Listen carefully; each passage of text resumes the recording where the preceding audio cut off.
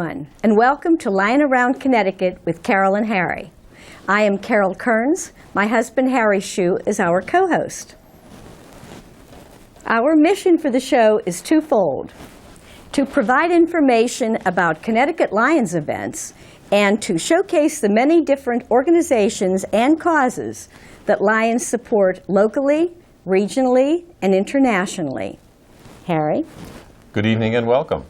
Please consult our website at www.lions23b.org or your district spirit for more information on coming events. Hello everyone, and welcome to Lying Around Connecticut with Carol and Harry. We are here at Il Monticello in Meriden, Connecticut for the Melvin Jones Fellowship presentations. And we're going to continue with past international president and Lions Club's International Foundation president, Doug Alexander. So, on with the show. En avant. We had the presentation. All of the local volunteer ambulance from all over Long Island, they all came and paraded down Fulton Street where I worked as manager of the bank.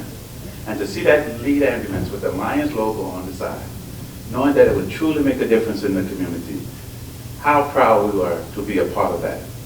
But something that stood out to me on that, on the side, it didn't say donated by the Bedford Stuyvesant Lions Club. It said donated by Lions. So for anyone who has made a donation to our foundation, you had a hand in making that happen. So I want to say thank you on behalf of the people of Bedford Stuyvesant and the Bedford Stuyvesant Lions Club for making that a dream of ours come true. And past International Director Mark Ryan asked me, how was the ambulance, I think it was the past council chair asked me, how was the ambulance place doing? Well, they now have 3 ambulances, and they train EMS technicians now, young people to become EMTs. All came out of support from our local club. That's why I'm still aligned today. It's all about the service that we provide to others. So to talk about our foundation, 1968, our foundation was started. So it's what, 60 to 50, 54 years? 54, 55 years old. In 1972, the first grant was awarded in the amount of $5,000 for flooding in South Dakota. I'm going there in about 3 weeks. One of the few states in the U.S. that I haven't been to. And in 1973, the Melvin Jones Fellowship Program was created. 1984, LCIF partnered with Quest International to implement the youth development program, Lions Quest. And I hope you are using Lions Quest here in Connecticut. It is a great program for our young people. We teach the teachers to administer the program in the schools, the social and emotional development learning for our young people, teaching them how to deal with bullying and the dangers of drugs. It is a very, very good program. In 1985, LCIF awarded its first major catastrophe grant in the amount of $50,000 for an earthquake in Mexico. In 1986, the Progressive Melvin Jones program was established. And in 1999, LCIF embarked on a partnership with the Carter Center to combat river blindness and trachoma in Latin America and in Africa. And I am pleased to tell you that we have almost wiped out river blindness in third world countries over the last 20 years working with the Carter Center.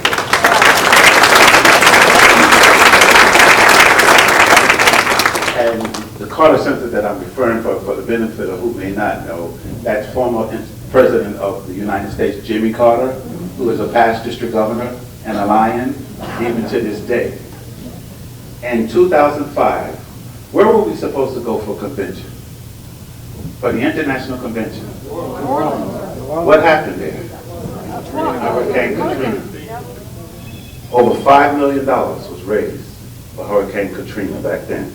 We wound up going where? Boston. Where are we going this year? Boston. Very good.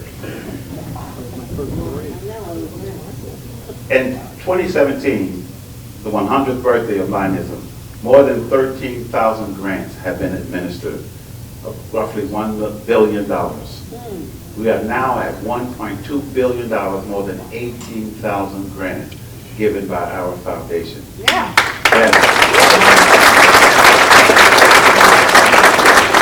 Now, you know we had Campaign 100 with a goal to raise $300 million over 3 years. But then something called pandemic, COVID-19 struck. And we saw a fall off in donations. And we were trying to figure out how to deal with this pandemic and continue to stay connected and learn new ways to communicate and to serve. And we came up with an idea of a telethon. And it was the very first one. We've had one after, and we're getting ready to have the third one on June 4th of this year. But we had a goal to see if we could raise $250,000 for the foundation. We raised $900,000 on the first campaign, but from the telethon. Last year, our current President Brian hosted it. We raised $4 million from them. So it makes sense to keep doing the telethon. It was something positive that came out of the pandemic. And you know, this was something also we learned, how resilient and how creative Lions were. We could have taken an attitude with the pandemic that we couldn't do things because, but instead of, we saw that the need for our services were even greater. And we found ways to stay connected. We embraced technology, and being an organization of older folk, change is not easy to accept, but so many people were able to step up to the plate and learn how to use Zoom. I told people I was zoomed out. I'd be on 5 or 6 different Zoom meetings in one day. And when you look at the time differences, I've been on Zoom meetings at 2 or 3 o'clock in the morning. It may be 2 or 3 o'clock in the morning here, but it may be 7 p.m. in India. But those are the things that we were able to do to stay connected. And another positive, I don't know if it happens here in Connecticut, but we have members in our club that have relocated, and they're still members of the club. They still support the club, but they can't be in the meeting. But because of the technology we're using now, they were able to participate in the meeting. And I always like to see the glass half full as opposed to half empty. Look at all the positive things that come out of the COVID situation. And many things got canceled, as I said earlier, but we tried to make up for as many of those events as we could possibly, because we want to encourage the Lions. We thought we would lose about 100,000 Lions due to clubs not meeting, but we did not lose anywhere near that many Lions. And we saw that as an opportunity to bring more people into the family. You know, we fed a lot of first responders. In the state of New York, we received a $200,000 grant, which was split among the 11 districts in the state of New York. A lot of that went for feeding our first responders and providing the PPE, the personal protective equipment. But we had two of our 11 districts did something different. Long Island, they did ice cream instead of food. Went over big. They kept saying, where's the ice cream? Where's the ice cream? But we had another district that found a machine that cleaned the ambulances. And you may not even think about it. If you transported a COVID patient before you could use that ambulance again, you would have to clean it. And it would take several hours to do that. Well, they found a machine that could do it in 45 minutes or less. And with their portion of the grant, they were able to purchase 6 of those machines and distribute them to their local ambulance and fire departments. That's Lions serving. Where there's a need, there's a Lion. And that grant came out of our foundation. So it's so important that we continue to support our foundation. Our foundation's goal this year, for the benefit of those who may not know, is to raise $50 million. We get a report every week. Now, when you think about the size of our organization, I don't think that's a very, very challenging goal. So what I've done as chairperson, and if you read my bio, you see I'm a numbers guy. I was in the banking business. I added a 10% stretch. And for those of you who can't do the math very quickly, that's an additional $5 million. So the goal is now $55 million. And we will celebrate at our international convention in Boston that we've reached and exceeded that goal. We're already at about 47 million of the $50 million goal, and we got until convention to reach it. So I'm feeling quite confident that we will get there. But it'll take each and every one of us supporting our foundation. And that was another shocker to me, was that, believe it or not, only about 10–15% of our Lions know about our foundation, even after coming off of a campaign of Campaign 100. So we got some work to do. I asked the question, is there any information in our new member kit about the foundation? It wasn't, but it is now. They should know about us from day one, even before they become a member, through the orientation process. We do the orientation process, right? Good, I'm glad you do. But make sure that they all know about our foundation, and everyone should support our foundation, no matter how small the donation.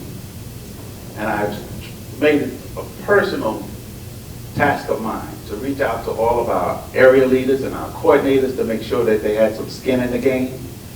How can I come to you and ask you to give if I'm not giving myself? No matter how small the donation, they all add up. When we did that first telethon, someone said that each Lion gave $5. Quick math, that's $7 million. With 1.4 million members from a $5 donation. So let's make sure that we are sharing the message, which was one of my goals last year as International President, communication, communication, communication. Let's get the word out there. For those who couldn't be here today, take it back to your club. Share what was shared with you here today. Our foundations truly impact people's life for the better. I often look at doing research before I go places. And I was doing some research a few years back.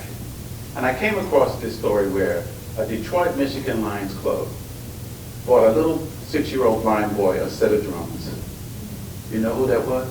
Stevie Wonder. Yes. We don't always see the effects of what we do right away, but over time, someone will approach you and share with you a story. I was going to do a convention in Nebraska when I was on the board, and they were still publishing a monthly newsletter. So, and I'd asked to be added to the list so I could see what's going on in their district. So when I visit, I could talk about those things. And the mailman apparently read it. Now, he'd been delivering my mail for about 5 years. He was at the house next door, and he came back over and said, "I want to shake your hand." Did I miss something? He said, "I want you to know when he was a child, there was a local Lions club that bought their Little League uniforms." Now, this man must have been in his 50s, but he remembered how the Lions had touched their lives as he was growing up.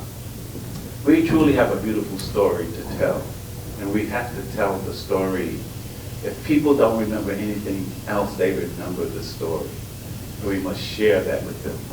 And we must always remember to tell them that if you make a donation to our foundation, 100% of your donation goes to the cause. There's no administrative piece taken out of it. And we have to tell people, when you're looking at charity to support, you can go online and see what percentage of your donation actually goes to the cause. Some may be paying a salary for someone making $400,000, $500,000 a year. And not that they shouldn't be able to make those kind of money, but I want my donation to go for disaster relief, or for hunger, for diabetes, whatever the cause is. And it also tells you how well a foundation is run, when you can see some numbers like that. How do we gauge ourselves, how well we're doing? Well, most of us are familiar with Rotary, which is one of the other service organizations out there. You know how much money they raise every year? $300 million. And it took us 4 years to do that. They do that every year. And you ask the question, how can they raise that kind of money? Well, one, their foundation has been around a bit longer than ours. And when their membership received their dues bill, there's a recommendation on there how much they should give to the foundation.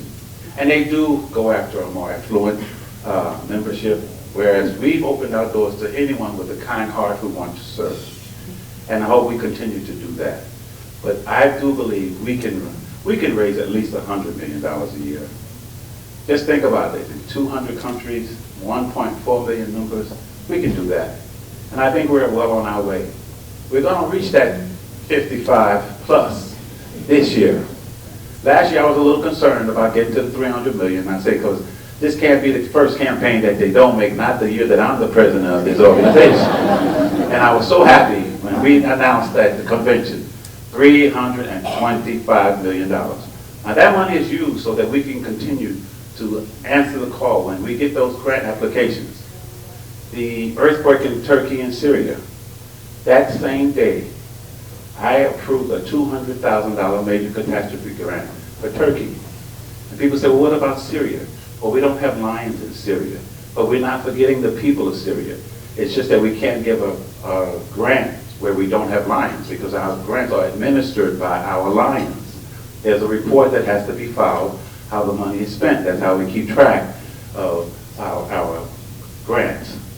So that it's the lions of Turkey and the surrounding countries that are helping the people of Syria as well.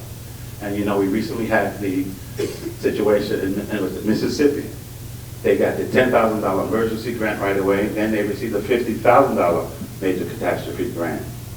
Now, when you multiply that by all of the places around the world, and in my travels, I've been to Africa several times, visited children's hospitals with cancer, and see the great work that Lions are doing there, and to see that we allow the equipment in these hospitals. All that we ask is that they put a label on saying that it's supported through our foundation, so people can see where the money goes. There is no administrative cost coming out of your donation. And when I was in Africa, there was a hospital that was increasing their dialysis center. They were adding an additional 24 beds in a new wing. And I was so impressed that in a third world country, how good the work was done and how clean the facility was. Then they said to me, look up. And it said the Douglas Alexander Dialysis Center. That really touched my heart. And people often ask, how much do you get paid for doing this job? There is no monetary pay. I asked that question when I joined my club, when they told me the governor goes and visits all the clubs. I asked how much the governor got paid, and they laughed at me. But we do get paid back in so many ways.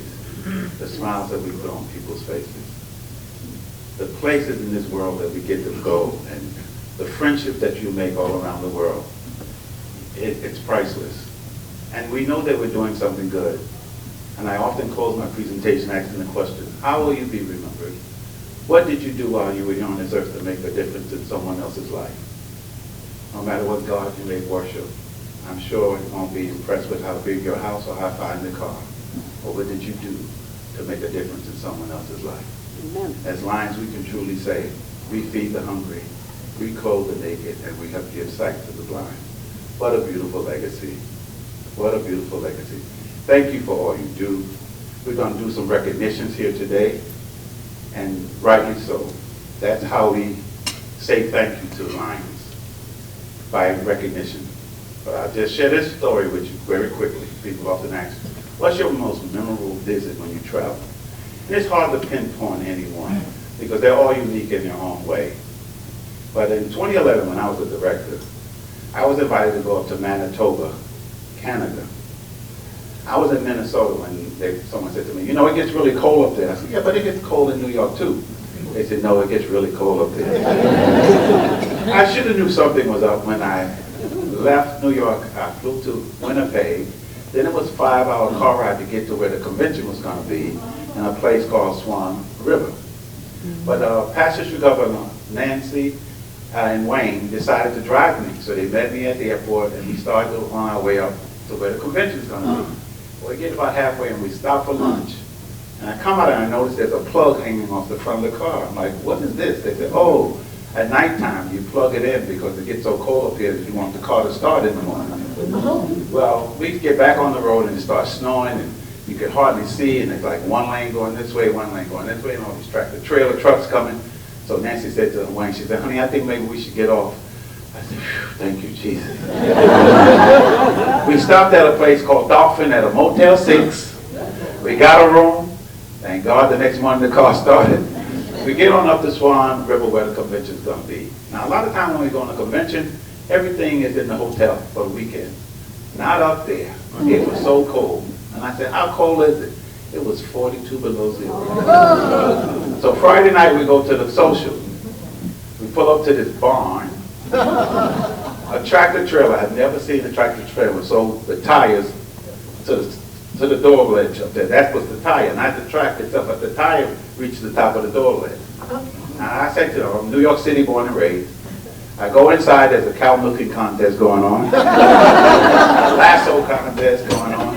Then there's this wire basket with a chicken in it with numbers on the bottom. And I said, what's that? They said, oh, you bet on which number the chicken is going to poop on. It's called chicken bingo. And then they had the nerve to tell me that they do it with cows. I said, well, glad you're not doing that this weekend. So we get through the weekend, you know, we go for the banquet and everything, and everything's lovely. Sunday morning comes and we're making that 5-hour drive back to the airport. My cell phone goes off. It's Delta Airlines. Your flight has been canceled. I said, I don't know where the hell I'm going, but I'm getting out of here. Get to the airport. The only good thing was there was a Sheraton 4 Points hotel connected to the airport with a walkway so you don't have to go outside.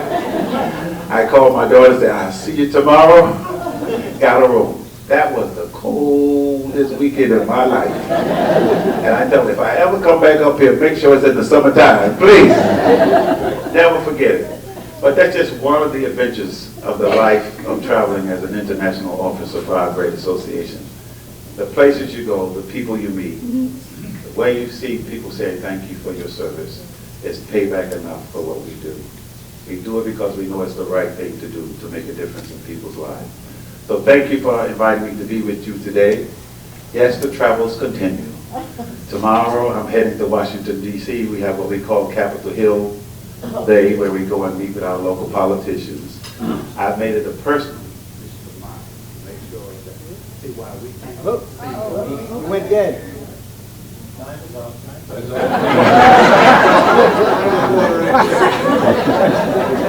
I can speak loud. See why we have not been able to meet with our President of the United States. When we travel the world, we meet with kings, queens, popes, and presidents. And here we are in the U.S. where we're founded, and we can't meet with the President of the United States.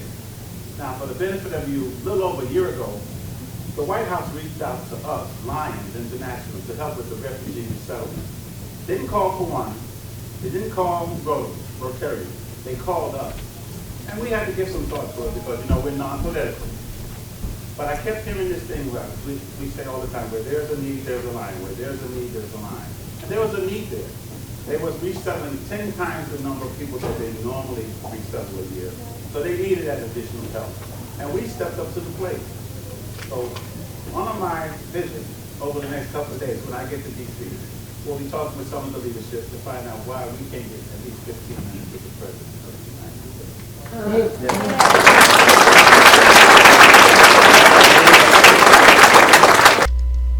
Hello again, everyone.